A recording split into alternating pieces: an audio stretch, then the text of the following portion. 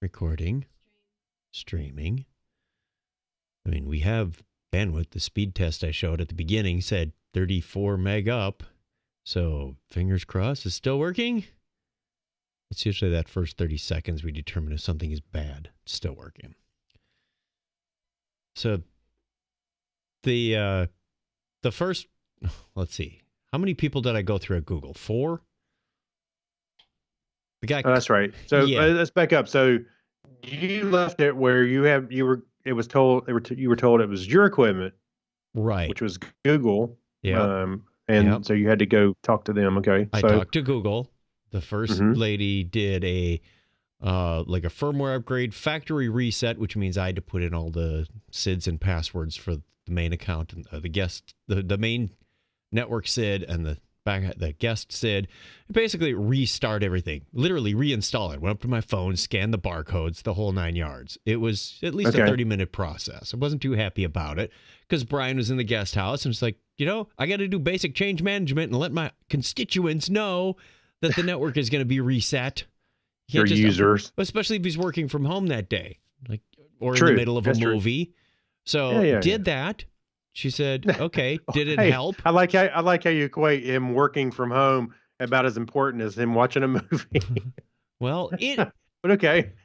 When someone's depending on someone else's internet, you want to be respectful of their time. Okay.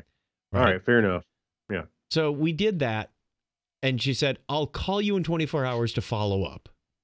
Never called. So I called him back. Got another lady. Nolan says, "Oh, I'll follow up on that." She says she called me at 7:40 a.m. the next day. Never had a record of it on my phone. Get this canned message that says, "I tried calling you, blah, blah, blah." I said, "No, you didn't. Call me again. Here's the phone number. Let's verify this is, that the facts are straight." Because, sometimes people get the wrong phone number. Same exact email about 6 hours later. "No, you didn't try calling me." Now their integrity is at risk here. So I called back and I talked to Kyle. Kyle, I was told that if that didn't work, we're going to escalate it. Oh, so he's following along the flow chart. There's one more thing we have to try. Did you try swapping 2 of the nodes around? Basically doing a reset and setting a different one as the primary. No, because Marit or whatever her name was didn't tell me that. I said, I don't have time to do that today. I don't think that should be a necessary step. Well, I can't escalate it until we do that. So I found a time the next day, swapped them around, sent Kyle a message, said it didn't work. Because immediately, I'm seeing dropouts again. I'm doing a speed test, continual speed test, and nothing's going right. Oh, speaking of which, Donna, we need to stop the speed test from running while we're doing this. It might affect bandwidth. So go to the terminal window. Hang on a sec, Craig. Okay.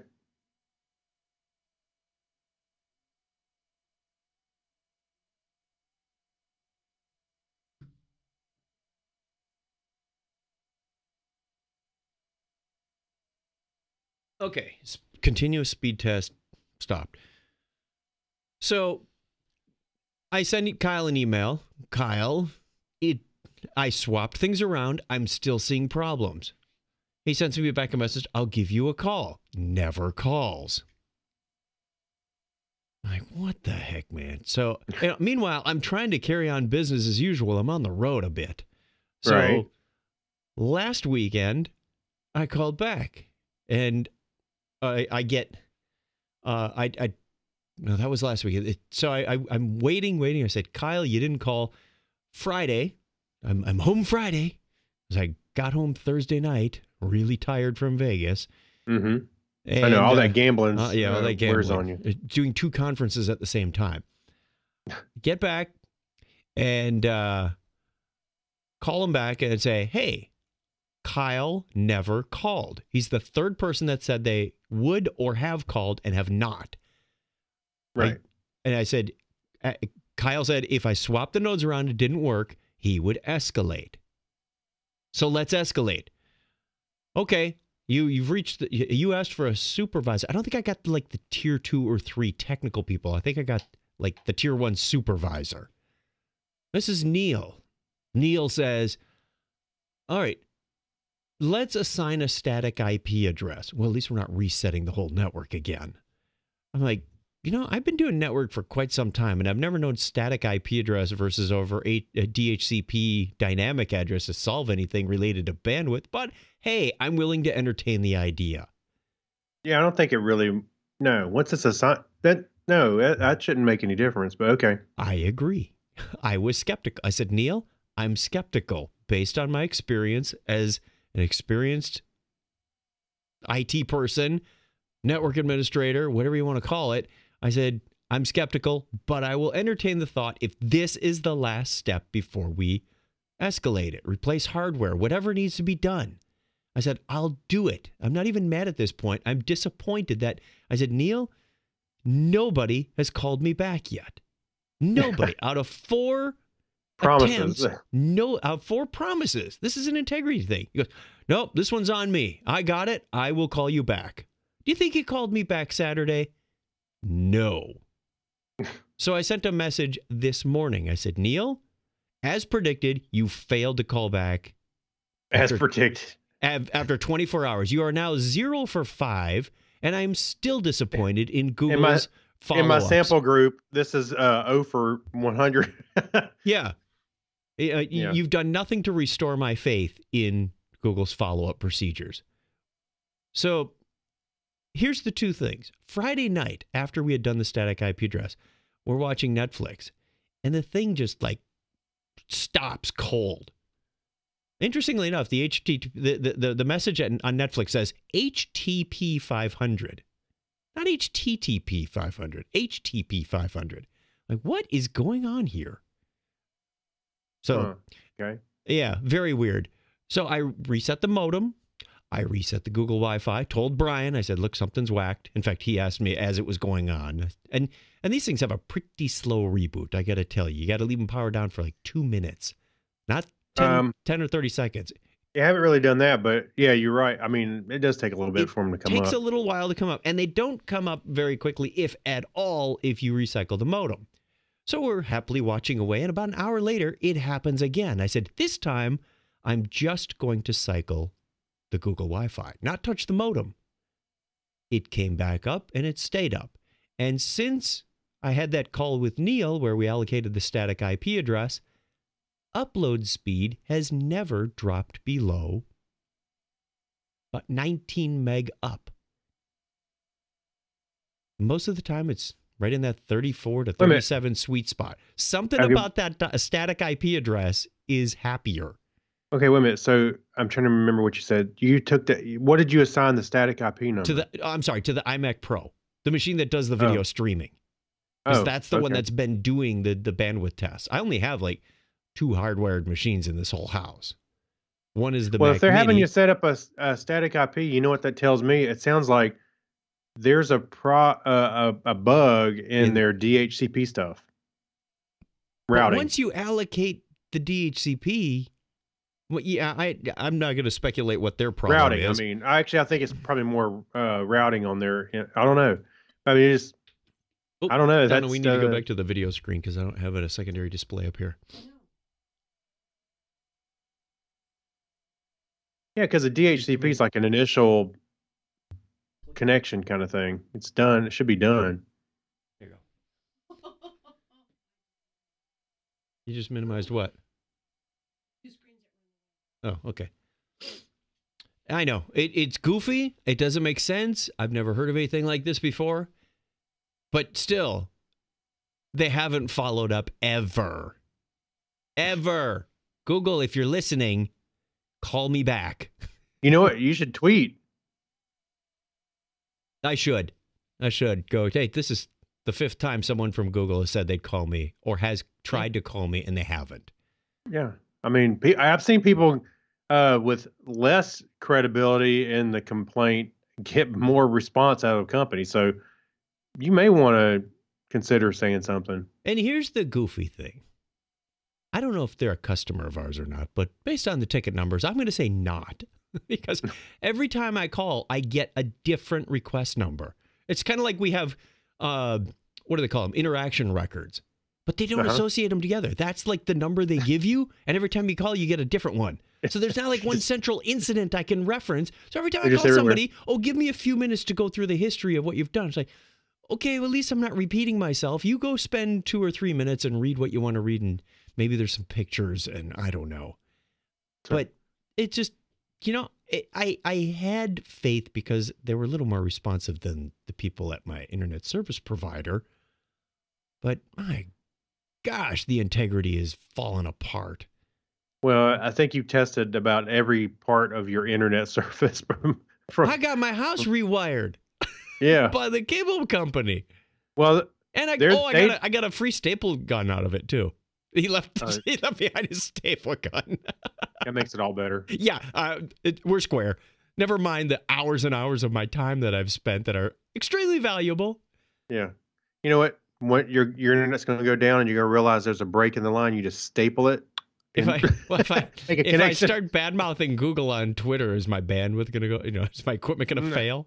Yeah. It's gonna be like one Let's of these cut this from the government show. conspiracies. All right, let's do the show. So now that the public is caught up, thank you very much. I'm going to refresh my screen and do a share. Oh, man, it is just a soap opera. I could have made a reality show out of this one. Okay.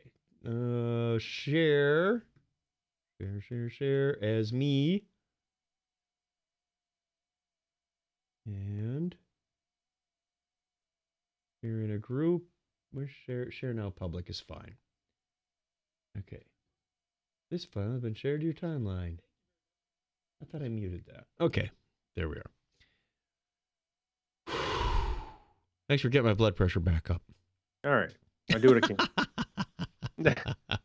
And that concludes our pre-show. Will you hear the Patreon show? Right. Okay. I wasn't even checking audio. Give me some talking, Craig. La la la la la la la la. Crisis on Infinite Earths was awesome so far. Oh, you didn't finish watching? Well, it's the first hour. There's 5. It's crossing over 5 shows. So it's 5 hours worth of show. Oh my gosh. This is just the first. Seriously? Yeah. It's awesome. I haven't watched any of those Hey, DC shows in like 5 years.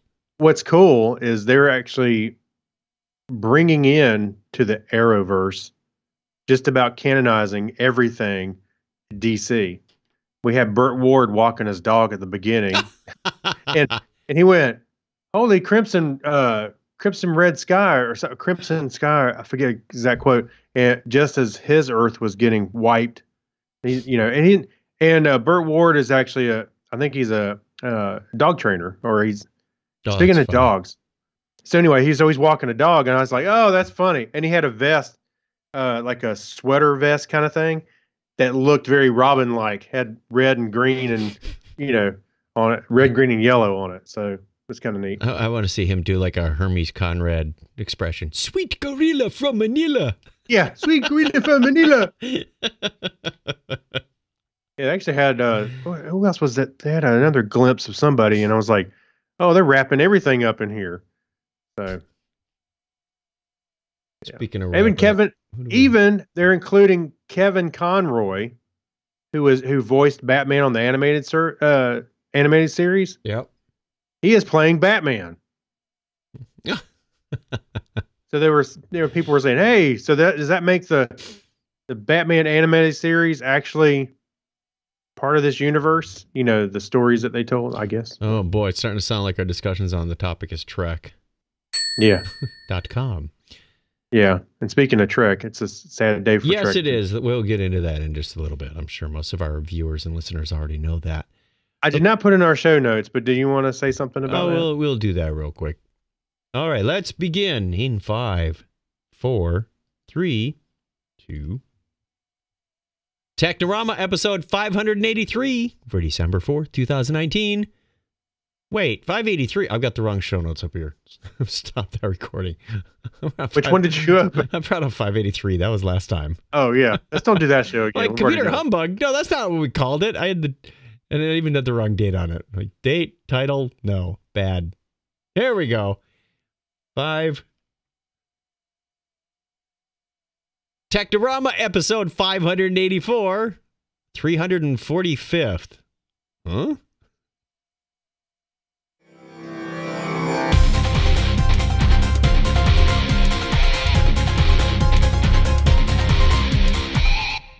welcome to Technorama. This is the show that takes a lighthearted look at tech, science, sci-fi, and all things geek. If this is your first time joining us, thank you and welcome. If you're returning, welcome back. We appreciate you giving us your time. My name is Chuck Tomasi from sunny Phoenix, Arizona, where it is currently not sunny. It's dark and raining. And Raining? Across the table is Craig Stepp. How are you, Craig? I'm good, and it is also dark, but not raining. So, yeah, I'm doing good. We've been had to move some furniture today, so I'm not as much as Brian Brown has. He has officially moved out. Oh, the saga is over. Yes. So he left mini Casa de Tomasi? He did. There's just a couple of buckets worth of stuff and some papers on the counter that he's got to clean up, and then it's business as usual for them. Well, actually, they have a house full of boxes. I helped him unbox his 80-inch TV today. Say that again? You did what now? Helped him unbox his 80-inch television set. Oh, at his house, not in the room. No. 80 inches. Wow. He said, could you help me carry the TV? I said, are you taking my TV too? He said, no, the one in my house. You can take this one and just leave the 80 in. Yeah, bring my 65-inch 1K and I'll leave your 40K. Wow, 80, that's big enough to make you turn your head to see from side to side when you're watching it. And he's got a beautiful sound bar that goes with it that's wireless. It's gorgeous. I have television envy, and Donna has appliance envy because he's got new stove, new fridge, new freezer, new pretty much everything in that house is new windows. Did he discover some bubbling crude or something to get? No, he had to wait a year and a half to get his house rebuilt from a tree falling on it. I know, yeah, it's terrible. Well, good. I'm glad that I know I said this on Facebook at first when I said this. It didn't sound right, but I was like, finally. And I meant, but I was thinking, no, finally, because I know it's been a long road to make this happen. Yeah, I hope it's a good Christmas for him in his own house now with all his new toys. We can only hope. We will be having a housewarming party. He did leave me some beer that might be questionable as they got things back out of storage a year and a half later. We're not sure what condition any of this stuff is in. So he said, here, why don't you try it? I'm like, okay, thanks. Yeah. Oh, so now he considers you a guinea pig. Yeah, it was either there or donate it to Goodwill. Right. Yeah. You can't donate beer to Goodwill. All right. We do have a bit of bad news for Star Trek fans out there. Rene Auberjonois has passed away at the age of 79. I'm sure many of the Trek fans already know this, but we just wanted to acknowledge that we are saddened because we did see him on the Star Trek cruise just this past January.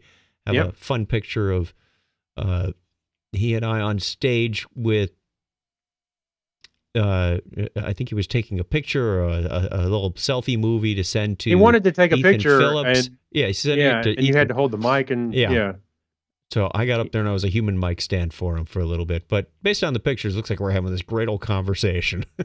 Yeah, I don't have a picture, but I did have a slight interaction with him when we were doing the I started to say salvage run, the scavenger hunt on the ship. Yeah. We're all looking around for stuff, and I ran into the shop, and him and his son were there signing autographs and stuff. And there was a line to see him, and but I'm passed by the line. I go in there, and I'm looking for, I forget it was something on the display. Anyway, I turned the corner, and I was trying to look into the corner, and I went, "Oh, excuse me," and there was him and his son. They both look up. I was like, I'm sorry, I'm doing the scavenger hunt. I found and then him. I realized, oh, I'm in the front of the line. Oh, I'm sorry. Here, Don't you hate that when you start walking along and you realize, oh, I just cut in front of the line? Well, and I did that with Robert Picardo too. Remember, we were looking at the case that had props and stuff. Yeah. And I'm walking by, I'm like, why are all these chairs here? I look over. There's somebody sitting in one. I said, excuse me. I went, oh, it's Robert Picardo. Sorry. I was just looking at the artifacts. Oh no, antiques. Yeah. No. Oh boy. Yeah. It's funny that that this happened. I mean, the news came out today because I was sitting there. I've been watching DS9 all day. I've been doing stuff at the computer, and I just had it playing. And I've been watching episodes all day, and then I saw the news, and I'm like, oh man, it just terrible. And then earlier in the week, or I guess last week, DC Robert Walker Fontana. Jr. passed away. Oh, DC Well, Fontana. Dorothy Fontana passed away she as well. passed away, and Robert Walker Jr., who's Charlie X, he passed away as well. Oh, wow. I didn't realize that. Yeah, he was also 79, just like Renee. We use his clip regularly. You don't need all that subspace chatter. And here it is, right at hand. Yes, he passed away as well. How'd I do that? Oh. Alrighty. Well, let's do something a little more fun, shall we? Let's do our feedback. Yes.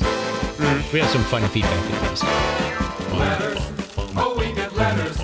We get your letters every day. Mailman, mailman, mail today. Reach right in and pull one out. Those letters. I love those letters. Let's find out what you got to say. Oh, boy! Mailman, mail today. I always do that. I would put my finger in the webcam and ring the doorbell. And the Skype latency makes it oh so effective. I'll say maybe I should plan it to do it ahead of time next time. We have voicemail from Gary in Jacksonville. Oh. Hello, Technorama people. This is Gary Lindros, a faithful contributor at this point. Yes. I finished my Babylon 5 rewatch, so I'm diving back into catch up with podcasts. I last left you guys early in February or March of 2019. Oh my. I'm currently just rounding August, right just before DragonCon, so perhaps I'll even get to hear myself on the next episode. Anyway, the real reason I'm calling. With this plethora of subscribing services, some of us are cash-strapped. So, from a geek point of view, if you have to pick just one Streaming service. Anyway, if you have to pick just one streaming service to best serve your geek needs, what would that streaming service be? CBS All Access, Netflix, Ooh. Hulu, some other varieties, Disney Plus. I would really love to hear your opinion. Feel free to make this a question of the week if you'd like. Take care, everyone. Hopefully I'll see you sooner than later. Bye. I was secure in my answer till he threw in that geek streaming service. Well, I would say off the bat, Disney Plus is a strong contender because if you're just want genre stuff, because you have Star Wars and Marvel, right? And you got a lot of Marvel stuff coming, series. However, CBS All Access, you have a lot of Star Wars coming up. So I would say, Star Trek, excuse me. So you had Star Trek, Star Wars, and Marvel for just those two services. I'm going to defer here for a moment and check to keep peace in the family. Donna, are you going to weigh in on this? No? She's shaking her head. Okay. Oh. So that means I get to choose. And I think just to keep peace in the family, we would stick with Netflix. I know it doesn't have quite as much specific geek content like Star Trek on CBS All Access or Marvel and Star Wars on Disney. Certainly Hulu's got a lot of good content too. But I think the bang for the buck, which one do we tune to the most, is still going to be Netflix at this point. Yeah, I would say Netflix is still very strong. And don't forget Amazon Prime. That's got some good content too. The only problem I have with Amazon Prime is it's like it's on its own little thing. It doesn't get included with other stuff when I'm searching for. However, you can search for a movie on Google, and it'll tell you where it's streaming. Huh? That's which is nice. Oh, yeah. I wonder if it's just because of the competition or the infighting between Google and Amazon for other reasons. Well, no, it shows up on there. So it says it's on Prime. It'll tell you where you can buy it from or where it's streaming from. Well, there's also, if you use the Google Movies app, whether you buy the movies through Google or not, it doesn't matter. But you can search for a show or movie. It will also tell you where it's streaming at, and it'll tell you if you can stream it for free, as opposed to just paying for it. So if there's one place that you got to pay, but there's other places you can get it for free, it'll show you the free options as well. Speaking of Google Movies, you're the one who told me that you could use the Google surveys to bank a little coin, and then you don't feel guilty when you buy an app for $3 or a movie for $5, whatever it is. I found out this week, as my balance went from $43 to $35, that they expire after a year. Did you know your Google Play money, not your Google Pay money, Play money expires for the promotional stuff? Okay. Well, because the surveys are a promotional thing, it's in the T's and C's that nobody reads. Well, that's fine. Usually when I get around $8 to $10, I'm usually buying a movie or doing something with it anyway. So I never really noticed, but I noticed. Well, yeah, I guess that. No, I mean, I use it before it gets that far. So that's interesting. I didn't realize that. Yeah. So if anybody does anything like that, have fun with it.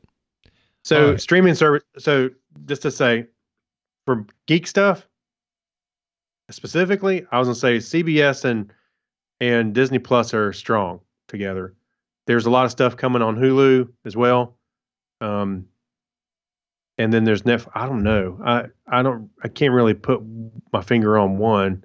It depends on what you're interested in. However, you can get Hulu, Disney Plus, and even ESPN if you want for a bundle price, and which is like $12, and you get 3 things. Yeah, that's what Brian did too.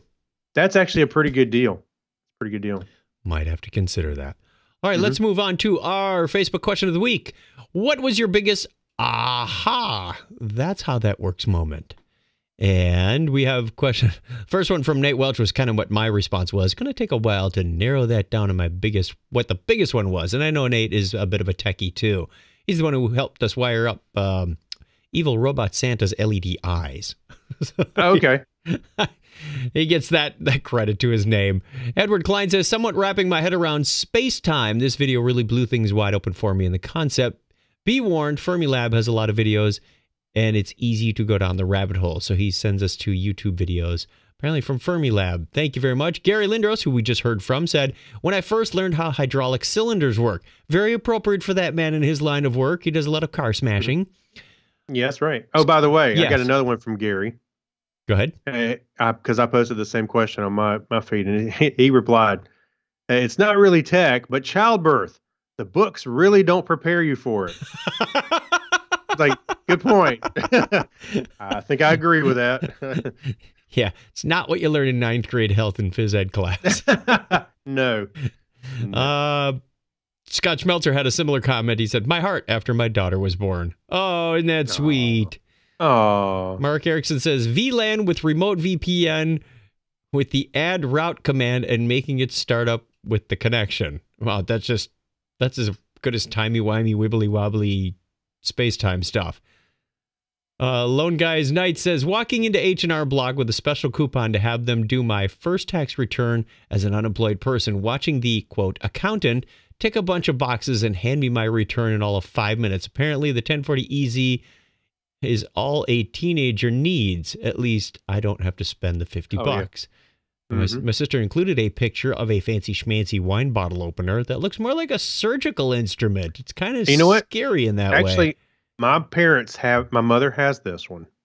So what you do is you lift the lever on the top and see that piece in the middle that looks like something you'd see in a gynecologist office. Anyway, that middle part. I can't say I've been in too many gynecologist offices, Craig. It looks like one of those instruments. It was in the 9th ed phys ed thing. Anyway, so what it is that's a clamp. So you squeeze, you put the bottle in, and you squeeze it together, hold it, then you raise and lower the lever, and it screws down and pulls it right out. The fact that this thing comes in what looks like a Pelican case with all the right styrofoam cutouts in it's like creepy. You go to a restaurant and they bring you a bottle and you go and put it all back. Doug K says, the first time I disassembled a car's rear differential. That is an aha moment. How those things work. Because when you put it up on the lift and you turn one wheel and the other one turns the opposite direction, you're going, how does this work in real life? There's a really cool video online that was showed how that worked. Yep. And with a 3D thing, and it gives you an idea. And once you get your head wrapped around it, it is pretty neat. Tim Florick says, learning how Big Bird works.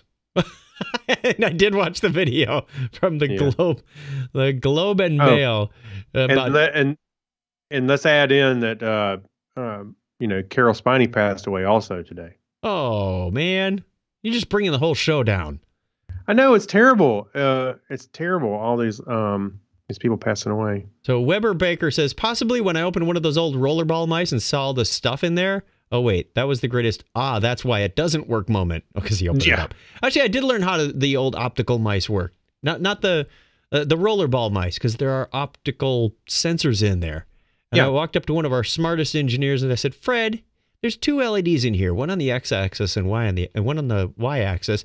How does it know when you stop if you're now moving in a positive or negative direction on either of those axes? And he said, quadrature waveform output. I went, okay. Of course. Now, could you say that in English? And he showed me that there's actually two LEDs per axis. One that's like a half of a waveform out of phase with the other one. So you've actually got 4 states instead of 2. Because if you just had, it's like there's holes in the spokes, and when the LED is on, you either have an on or an off. But there's a second one that says, all right, did it go from 10 to 11, or did it go from 10 to 00? You could move another state. It's like, oh, there's actually 4 states per axis, and that's how it knows which way you went. Okay, that was a big aha moment for me. Did you come up with any? No, except for Gary's birth. Oh, Michael Slobodnik says, when I finally got OAuth First comment. I like Michael's because it's very close to what we do at work. When I finally got OAuth 2.0 to work with a REST integration. Yes, bless you. Yeah, funny if you've been there. We also have an email from Fritz. Fritz called us in International Technorama Listener Line Month. And he said, hello, Chuck and Craig. Thank you for delighting me often with your podcasts on my commute to work. Since part of it is on the Autobahn with no speed limit, I've decided to give you a very special shout out. Hopefully not while you're on the Autobahn. He's got his head out the window. 101! I'm going 101! Right. He says, keep up the brilliant work in 101, everybody. Fritz from Germany, to be precise. Fritz Ulrich Sievert. You manage the pronunciation. I won't be angry. Oh, I suppose if I munged the pronunciation. So hopefully that was close. I know enough German to slide by. P.S. The Beerfest polka was composed by the venerated Harry Mancini. I didn't know that. You might remember Henry Mancini from the Pink Panther theme. Yes, that's right. Yes. Well, and also, what was the other one he did? It was even on The Simpsons with the sports mascot. He did the elephant walk. Oh yeah, that's of course I did. Yeah, he did that one. But the Beerfest polka is anyway. So we've had a whole lot of fun. If you want to look those up, go ahead. Thank you, Fritz, for adding another bit of trivia to the repertoire. Yeah, like we needed any more. Yeah, because this show's all about that. 18 minutes in, and we finished the feedback. Yay. We could have made a feedback show out of that one. Might be cutting a story or two. I don't know. We got some good ones in here. Let's do the history ASAP, PDQ. On this day in history for December 11, 2019, this is the 345th day. I get where you got the show title from now. 345th day of the year in the Gregorian calendar. There are 20 days remaining in 2019. And how many other podcasts actually cite the Gregorian calendar besides this one? It was on this date in 1789 that the University of North Carolina is chartered by the North Carolina General Assembly. And that same date in 1815, the U.S. Senate creates a select committee on finance and uniform national currency, predecessor of the United States Senate Committee on Finance. So they set a task force. No, you got to think about this. This is 1815, and we didn't have a single currency yet for the U.S. That's right. Been a country for like going on 30 years, 40 years.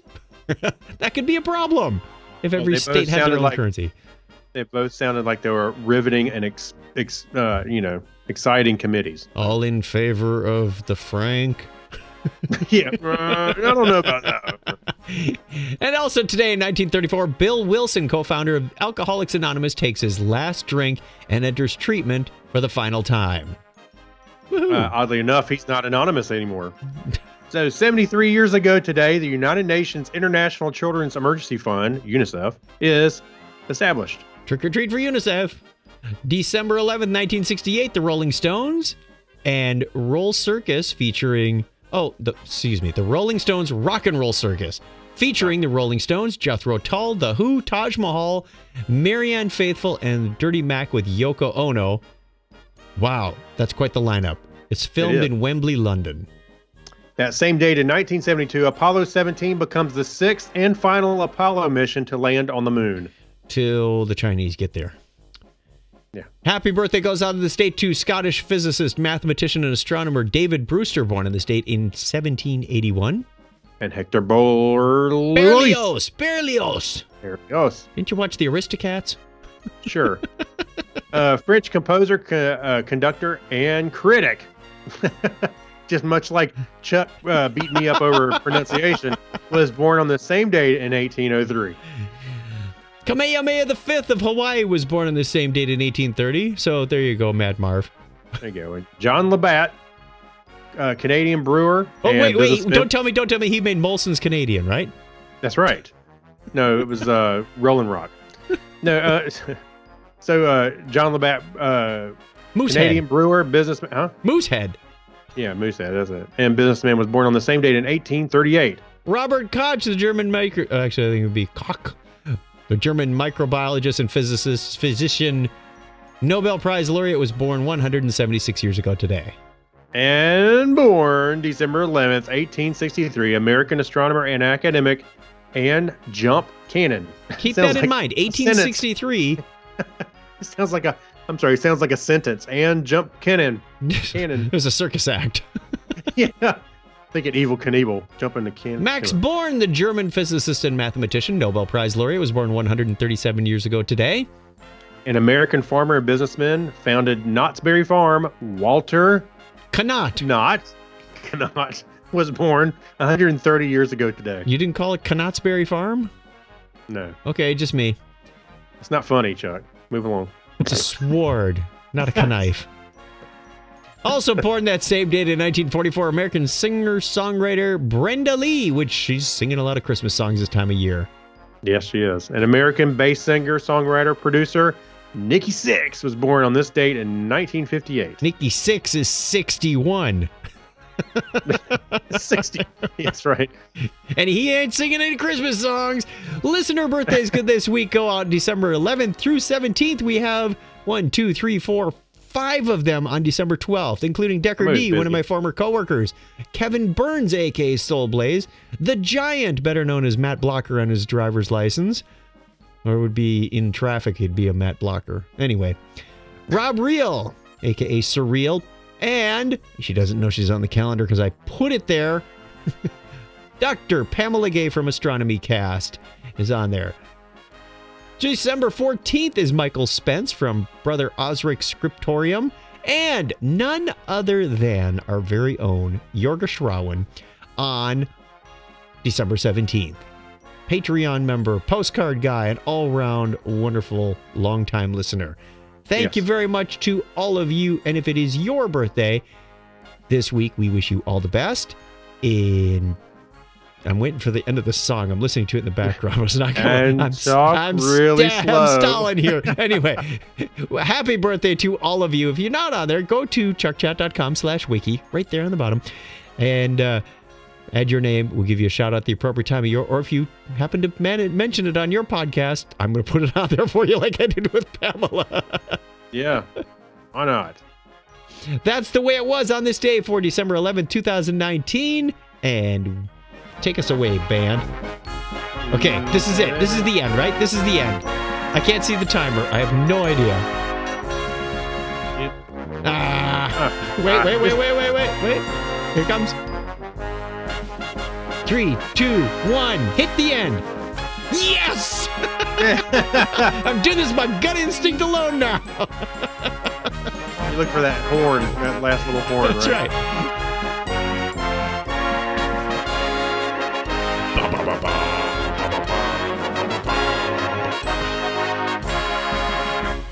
I'm going to put words to that music one of these days. Oh, great. Something to look forward to. All righty. We have... I'd call this good news. Yes? Actually, Sure, why not? listen to this. News and weather, everyone. Let's see. If I line these up just right, I'll take the first one. That way you end up with the appropriate one on the Remember When if we do every other story. Sure. Okay. So, researchers discover a new way to split and sum photons with silicon. I don't know. By the way, yes. When I saw this, the first thing I went through my head. Remember, what was his name?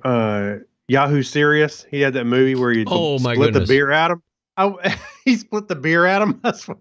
Wow, you are really searching there, buddy. But I saw a split this. I was like, it popped in my head. I was like, oh. And that's the only reason you picked this story. No. Okay. Let me read on. A team of researchers at the University of Texas at Austin and the University of California, Riverside have found a way to produce a long hypothesized phenomenon: the transfer of energy between silicon and organic carbon-based molecules in a breakthrough that has implications for information storage in quantum computing, solar energy conversion and medical imaging. Sorry. The research is described in a paper out today in the journal Nature Chemistry. Silicon is one of the planet's most abundant materials and critically important in everything from semiconductors that power our computers to the cells used in nearly all solar energy panels. For all of its abilities, however, silicon has some problems when it comes to converting light into electricity. Different colors of light are comprised of photons. Okay, we all knew that, I hope, right? Particles that carry light's energy.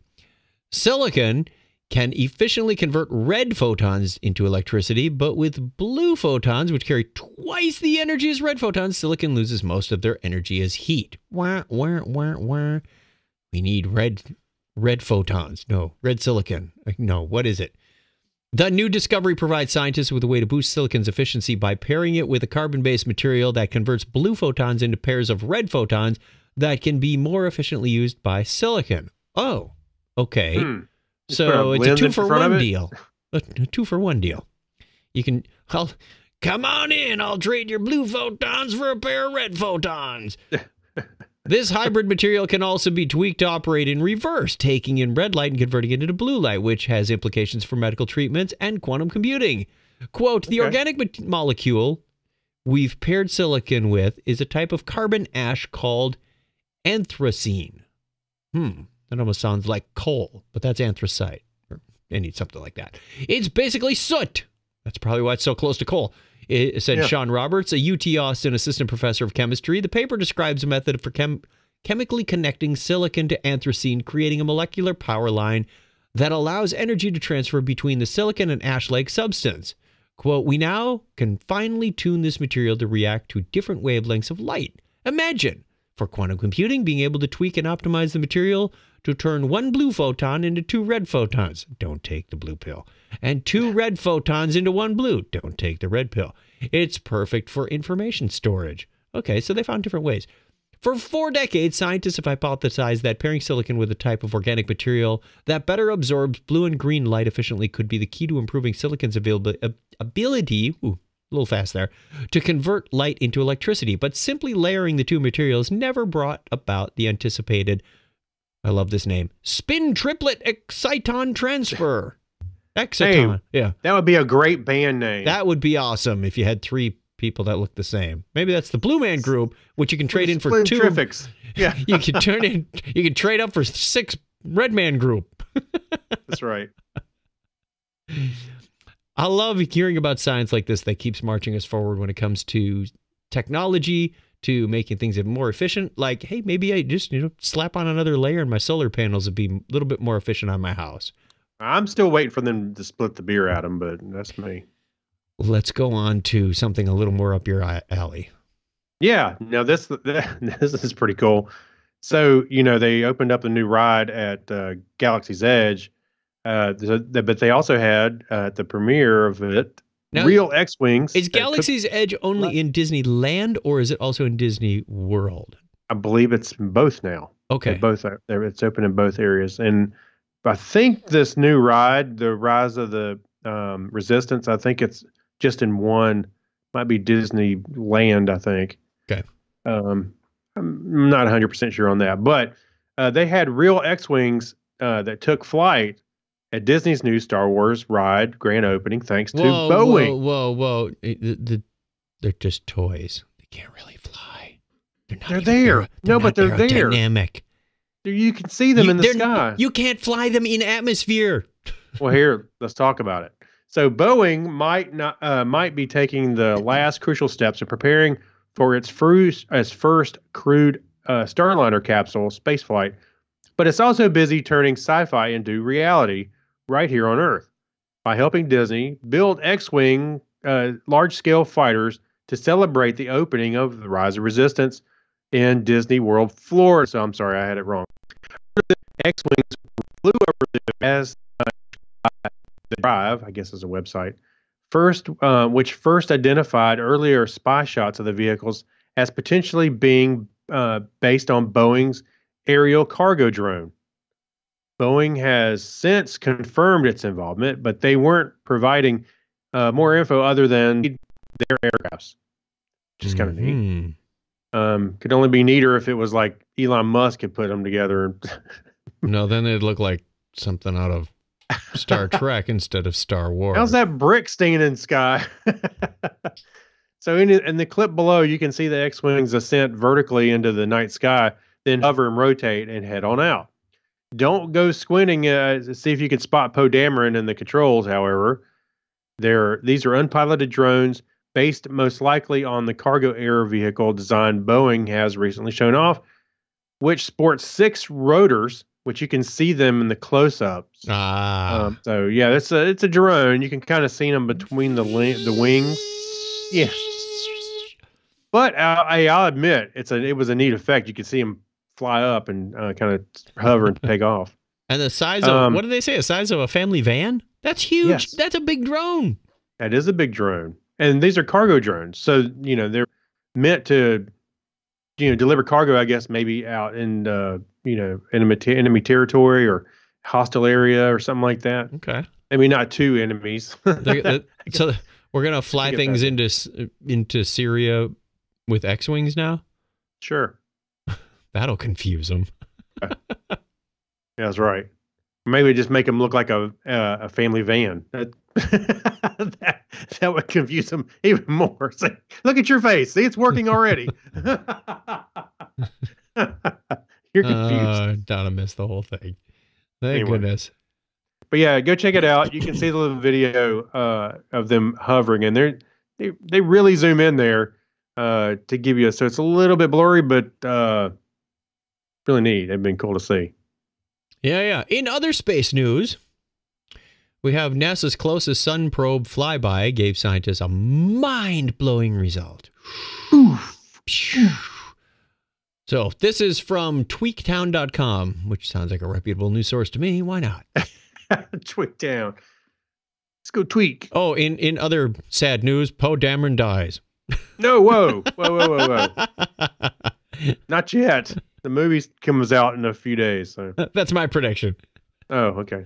NASA has got the results back from the Parker Solar Probes. Excuse me. Let's try that again. NASA has got the results back from the Parker Solar Probe flyby, and they have shined a new light on how space weather works. It doesn't rain in the sun.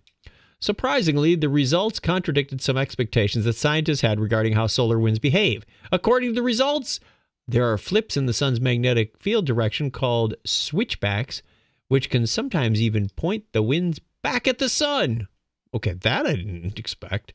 Okay. At the moment, the cause of these switchbacks is still unknown to scientists, but through the understanding of them, we could learn a deeper understanding of how stars are born. All you got to do is watch that movie, A Star is Born. Oh, yeah. Scientists were again shocked at the discovery of solar winds traveling at the speed that they are, nearly 10 times larger than predicted by the standard model, said Justin Casper, principal investigator at the University of Michigan.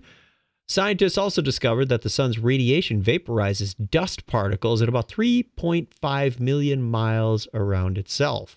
Oh, don't get your... If you want to get your house cleaned out, just move it there.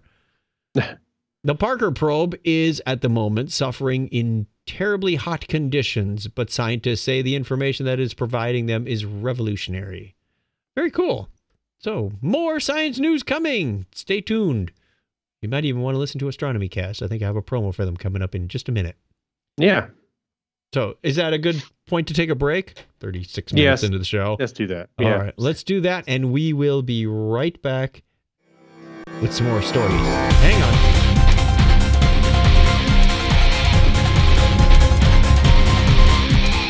Hi, I'm Bill Farmer. You may know me as the voice behind Goofy, Pluto, and many other characters. Howdy there, this is your old pal, Mr. Amy, and you're listening to Technorama with Chuck and Craig. Take a fact-based journey through the cosmos with Astronomy Cast. Join me, Dr. Pamela Gay, and my co-host Fraser King help you show the universe today, as we discuss not just what we know, but how we know it. Topics range from dark matter to why Pluto isn't a planet. Get your episodes today at astronomycast.com or look for us in iTunes.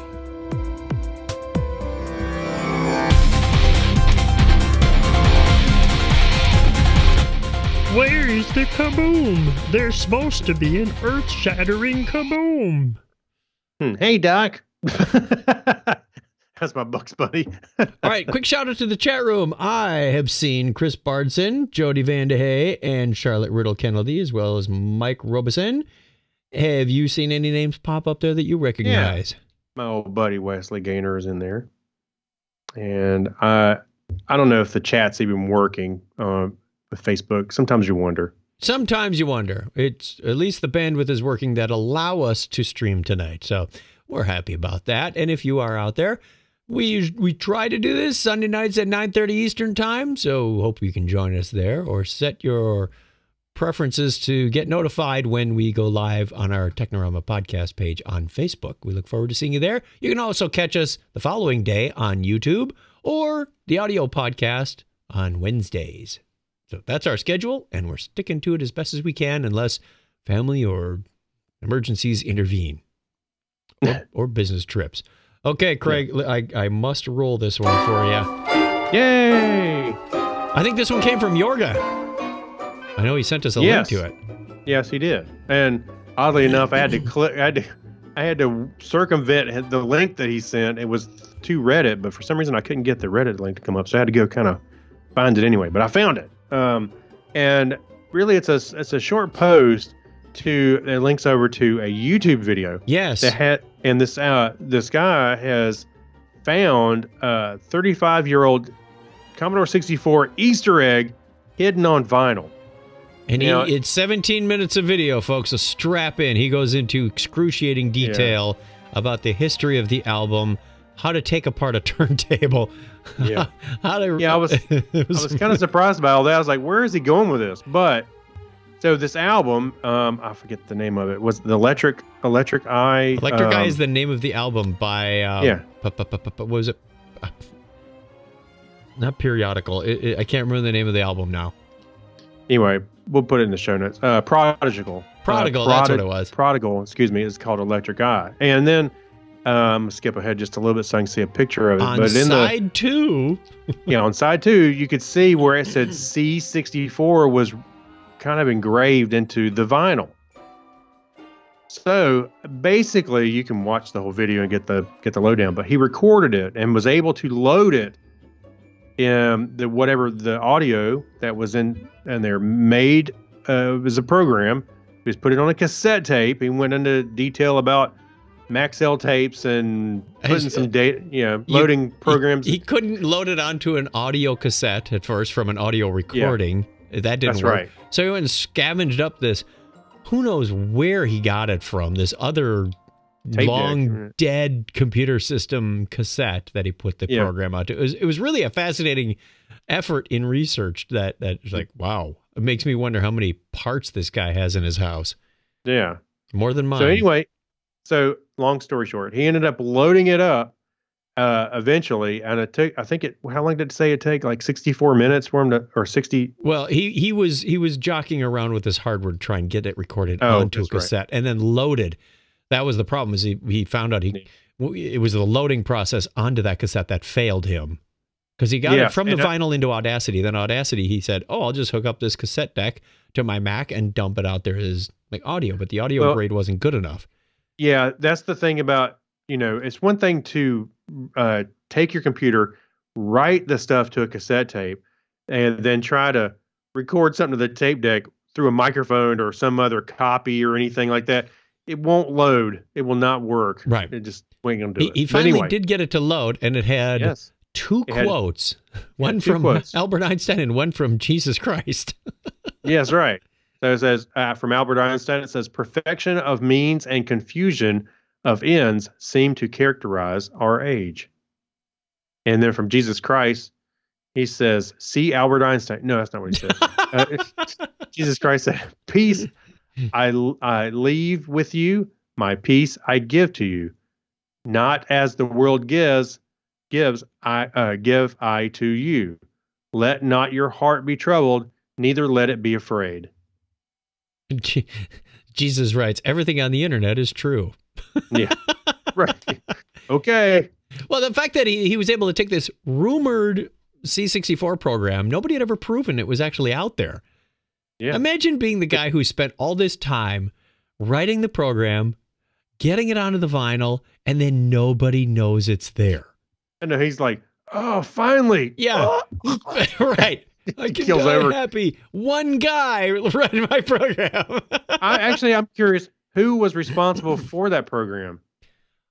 They couldn't really tell. The author's initials were in there, but it wasn't one of the band members because it didn't correspond to any of the band members' initials. Mm-hmm. So it sort of, I think as he was showing his C64, there's a copy of WrestleMania next. Yeah. Yeah. Alrighty. That's funny. You know what? I spent so much time with that stupid tape deck in my Commodore 64. Oh, man. I never dealt with tape decks, thank goodness. Oh, it was. I dealt with tape drives, cartridge tape drives on the Unix machines. Mm-hmm. That sounded like they were going backwards more often than they were going forwards. Well, the thing about cassette tapes, they were prone to failing more obviously than floppy disks because the tape stretches maybe a little bit because you got those rollers and everything. So if the tape stretches a little bit, your program may or may not load. Then that's an issue, especially after typing in all the Computes Gazette, programs that they printed in the magazine. Even archiving in the cloud isn't flawless these days. You still got to be able to find what you're looking for when you go back to Even it's more reliable than a cassette tape. Hey, that 100. What was it? Never had a problem with these punch cards losing their integrity. Yeah. Well, let's see a fire come around. See what happens. Well, a fire will destroy your CDs and everything else too, man. Not the cloud. Not the cloud. Hey, I think it was like I want to say it was like almost $200, like $164 or 106. I forget how much my floppy drive cost. That 1541. A princely sum. But I'll tell you what, it was worth it because it was more reliable than that cassette. Plus, you could do things, like reading data back and forth. You could almost have like a little database on your floppy. Ooh, you could run a bulletin board. Actually, I knew a guy who ran a self-authored C64 bulletin board. I did. That was a piece of work. I did. I called it the clipboard. That's how original. But I did. I wrote it. Actually, the problem, here we go.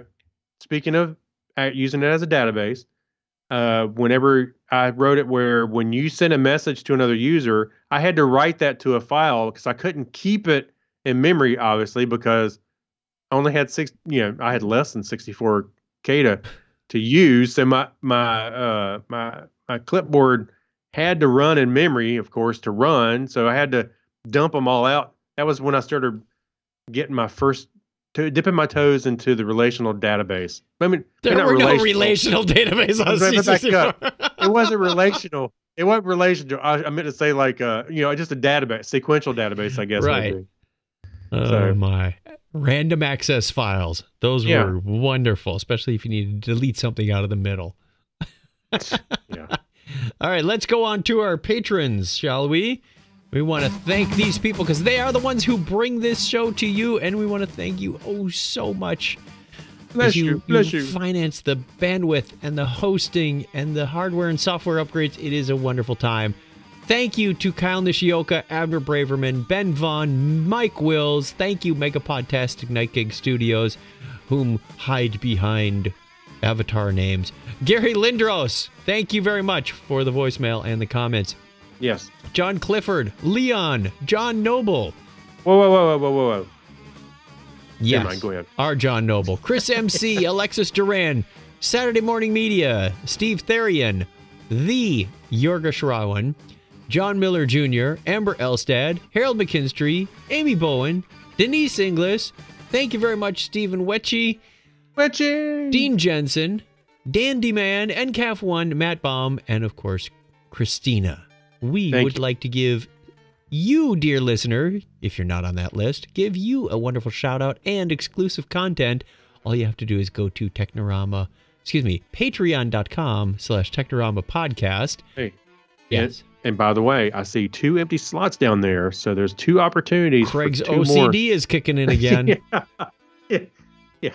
That means we Might need have to- 3 people to drive him nuts.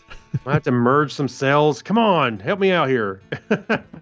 I can do mail merge, but I'm not sure I can do a cell merge. Yeah. All right. Thank you very much, everybody. We appreciate it. And you will get your exclusive podcast content. We're going to record it right after we're done with this. So hang on. And you actually get it first, I think. We'll go with that. Get what first? Let's do the media corner. Welcome to Blockhead Video. Hey, where can I find some good information about music and TV and videos and things? Over here, in the media corner. Now, we've all run into AI doing like stories and artwork before. We've covered those types of stories. Here's a story about an AI that writes a text adventure while you play it. Doesn't sound suspicious, like you could possibly lose. 3 weeks later, I never can finish the stupid Right, thing. it keeps running you around in a circle.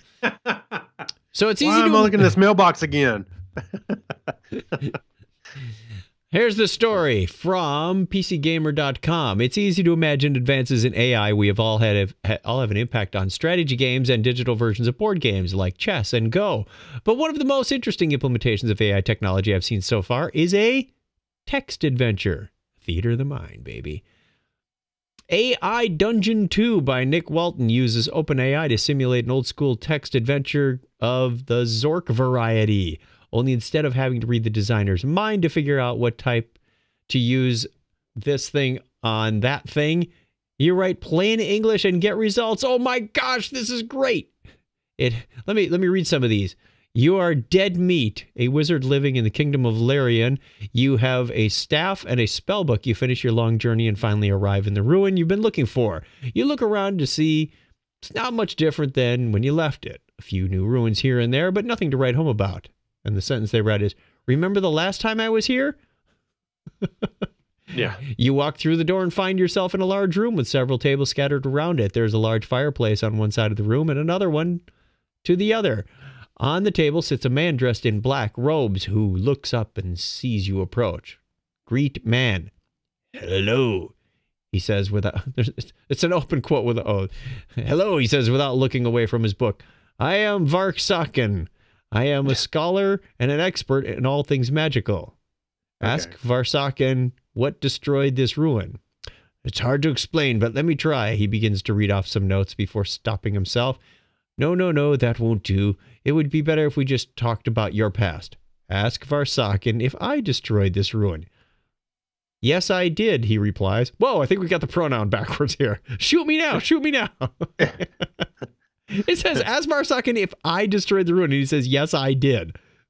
Yeah, the AI needs a little tweaking here and there. Yeah. My home was here. My family lived here. They were killed by... So this is a great way to ask Varsakin if we are the same person. Yes, I suppose so. He smiles at you. Ooh, plot twist. Might be a timey-wimey thing coming up. So I would love to play something like this. I think it would make it a lot less frustrating than trying to understand what the commands are to do some of the actions. Here's the really cool thing. If you go to their website, you can actually play it. Ooh. Now, the thing is, I think you can even download it and run it yourself. It's written in Python. But it only runs on a C64. Yeah. Hey, there we go. No, but yeah, you can go. I need to look at this a little bit closer, but yeah, I'm looking at the thing. It tells you, I think they had some mirrors down, but here's a download, a torrent. Here's some information on how to play it. I think you can play it from right here. Neat. Huh. Yeah, it is pretty cool. So you get your wish, Chuck. It's a Christmas miracle. Craig, I'm thinking we need to somehow integrate this into our chatbot at work. Didn't we kind of do this before? I don't know. We'll have to see. I mean, not with work stuff, but like I had a chat bot before for our show when we were record. Yeah, that didn't work. I had the beer fridge. It worked out some. Oh, we did have a beer fridge, didn't we? People were putting in things IRC, in and taking things out. Yeah, I had an IRC bot I wrote in PHP, and it would connect and interact with everybody. It was kind of fun. And Clinton had the table of useless random things. It was also written in PHP, and it was a chat bot. His table. Okay. The table's been retired, I think. We are rapidly approaching our time limit if we ever had one. So let's go on to if we ever had the one. Geek Library. It's the internet. We have all the time we want.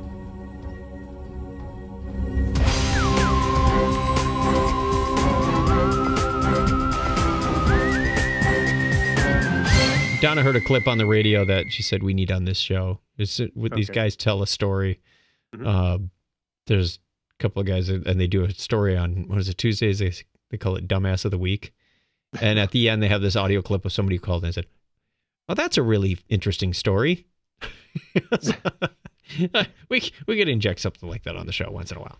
Oh yeah, call in and give us a sound bite. Yeah, something that we could put at the end of the story, like, what? That was the stupidest thing I ever heard. We will use those. Yeah. What's the phone number, Chuck? The phone number is 707-530-2428, 707, or if you're outside the U.S., +1 707. You can +1 our number. It's now Technorama catchphrase of the month. December is short, quippy catchphrase. That's right. All right. Oh, is it my turn? Yes, you have the floating robot. Yeah, so we talked about the Simon before. Simon with C-I-M-O-N. There's a Simone? I don't know. It's Simon 2 is headed for the International Space Station. I thought we called it Come On. Yeah, come on. So this is the second version. So on SpaceX Dragon capsule will dock with the International Space Station, bringing supplies, experiments, including Mighty Mice. I think I've seen that cartoon before. Wait, no, I have a Mighty Mouse on my Mac. I've got one in there. Yeah, I've had one. And a friendly robot to keep the astronauts company for the next 3 years. That didn't come out right at all.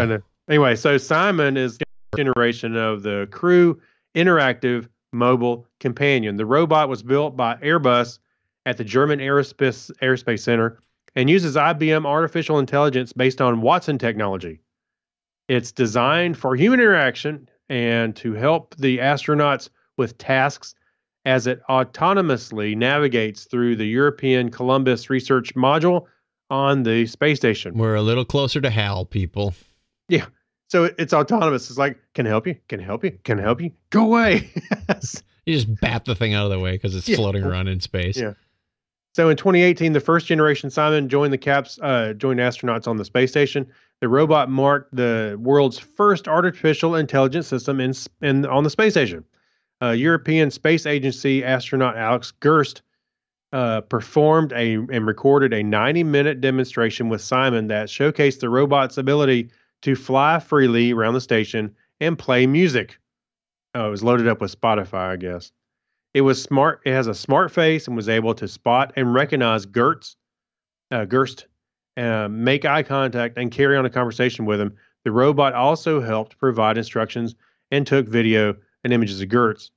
So anyway, go check it out. There is video of it floating around. It's got little, a little air. It spits air out so it can kind of rotate itself and orient itself in space. So yeah, go check it out. Simon 2 is planned. It will stay up on the ISS for 3 years and support the crew.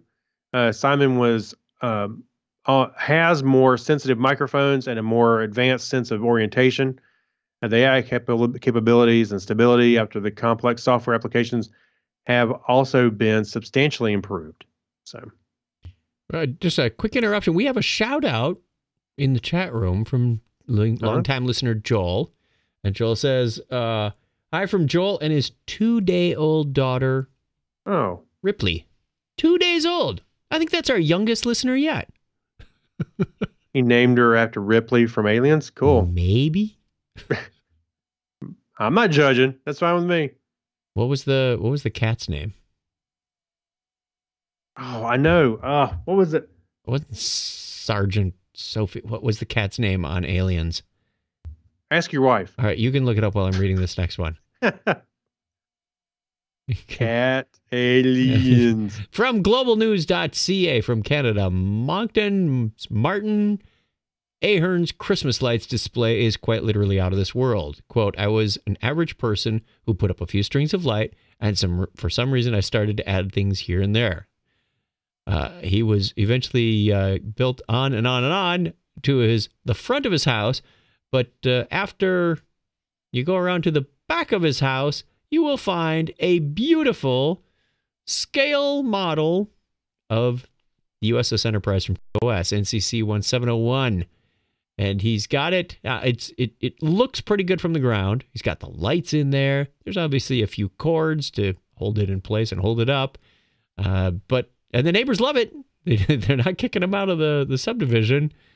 There's a video you can find if you go through to our show notes on episode 584 of Technorama. You can watch the video. It's only a couple minutes long. It is a beautiful version of the Enterprise. Nice job finding the story. Did you find the cat's name yet, Craig? Yeah, Jones. Jonesy, that's what it was. I was thinking something. I don't know why I was thinking something else, but yeah. Okay. But hey, I was searching for cat aliens, and I kept coming up with cat from outer space. So no.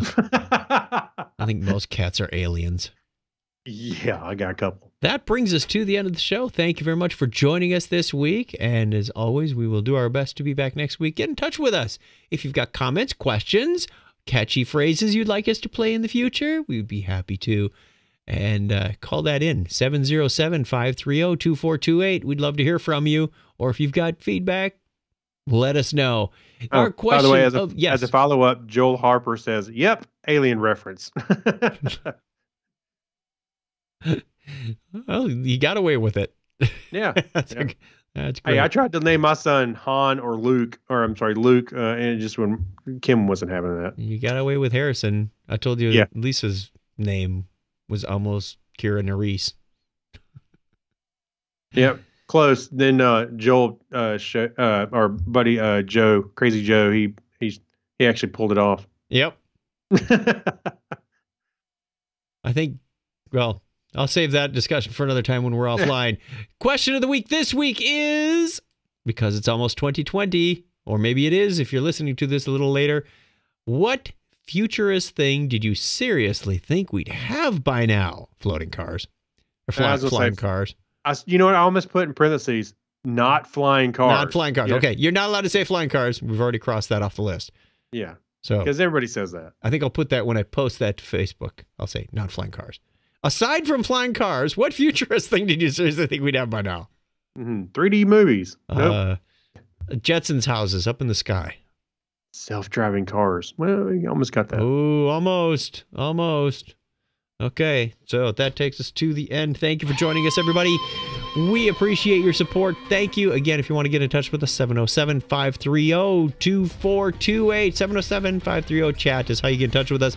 Or you can email us, technorama@chuckchat.com. As always, go over to the website, at chuckchat.com/Technorama. Or if you just end up on chuckchat.com, there's like a few icons there. You click the one that says Technorama, the purple one, and you'll find us. Easy as that.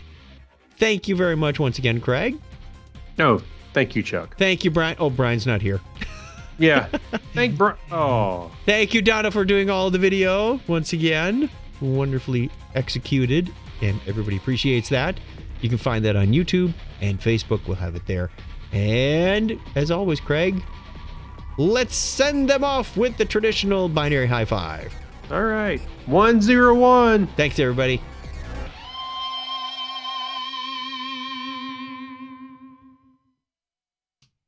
Done. All right.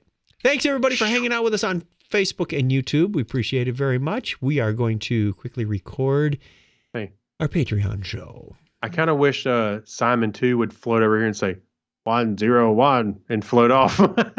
That'd be too cool. That wouldn't be too creepy. Yeah. Go away. I'm recording here. Don't even know what the voice is on that thing. Oh, by the way, Joel says his wife was on board fully. Okay. Okay. Sweet. Then, congratulations. Yes. Hope that's everybody's doing well. 2-day-old daughter. Everybody's home, happy, and the rest of the family is settling into the groove. Get some sleep, my man, whenever you can. It's not that big a deal. You can get sleep on a baby. Sleep's overrated. No, we did it. You can do it. You didn't have 2. 2 is where the fun begins, Craig. You don't have 2 at the same time. One is a false indication that, hey, having kids is easy, right? Just about every parent that I've talked to that has more than one said, I was lulled into a false sense of parenthood. Well, for us, it was a swing shift. I know we only had one, but we had a swing shift, and having one did make it probably a little easier. I had one guy tell me one time, he said, oh, you only got one kid. That's not being a parent. Yes, it is. Oh, whoa. Yeah. No, you're starting to step on some toes here. Yeah. You still have the same concerns, the same. We worked together, and we slept in shifts, and he ate when he needed to, and it was all good. And now he's almost grown and gone. And as soon as he started eating solids, I was like, get out of our bedroom. I put him in his own room. You stink. Yeah, Kim says I kicked him out. I was like, I didn't kick him out. I put him in his room. We built for him. What do you... Oh, well, anyway. When his feet started hanging off the end of the bed, it was time to get... I know. Yeah, get your own bed, kid. Alrighty. Thank you, everybody, for watching, and we will talk to you again real soon. Bye. Right. Bye, y'all. 101.